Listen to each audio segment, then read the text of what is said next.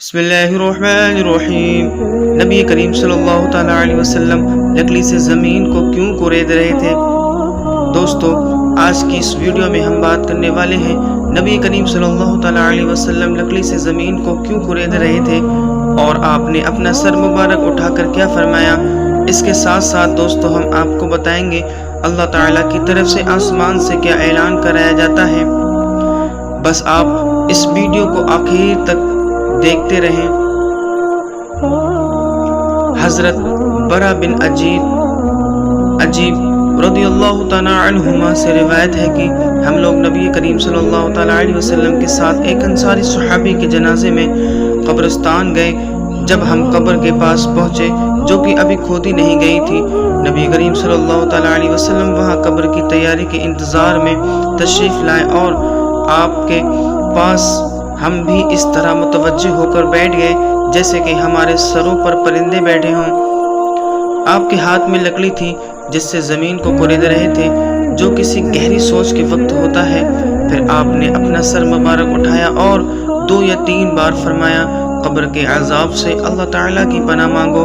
फिर इरशाद फरमाया, अल्लाह का मोमिन बंदा इस दुनिया से मुंतकिल होकर जब आलम बरगस में पहुँचता है यानी कब्र में दफन कर दिया जाता है तो उसके पास 2 फरिश्ते आते हैं। वे उसको बिठाते हैं, फिर उससे पूछते हैं कि तुम्हारा रब कौन है। वो कहता है कि मेरा रब अल्लाह है।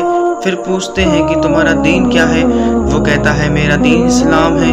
फिर पूछते हैं कि ये आदमी जो तुम्हारे बीच नबी बनाकर भेजे गए थे यानी हज़रत मोहम्मद सल्लल्लाहु ताला अलैहि वसल्लम, इनके बारे में तुम्हारी क्या राय है। वो कहता है वो अल्लाह ताला के रसूल हैं। फरिश्ते कहते हैं कि तुम्हें ये बात किसने बताई यानी तुम्हें उनके रसूल होने का इल्म किस जरिए से हुआ। वो कहता है कि मैंने अल्लाह ताला की किताब पढ़ी, उस पर ईमान लाया और उसको सच माना।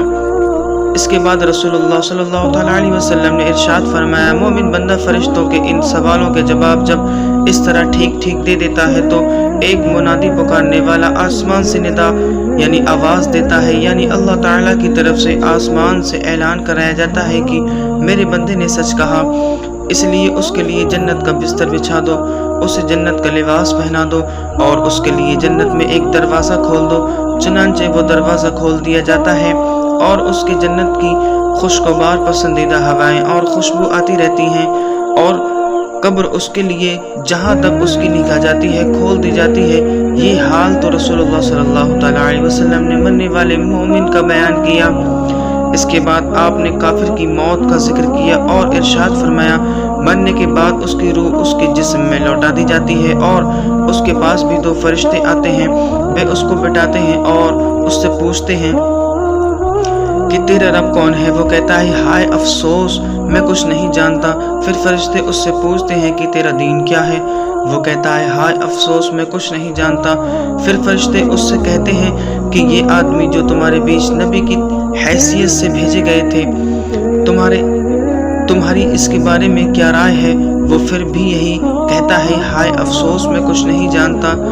इस सवाल व जवाब के बाद आसमान से एक पुकारने वाला अल्लाह ताला की तरफ से पुकारता है कि इसने झूठ कहा।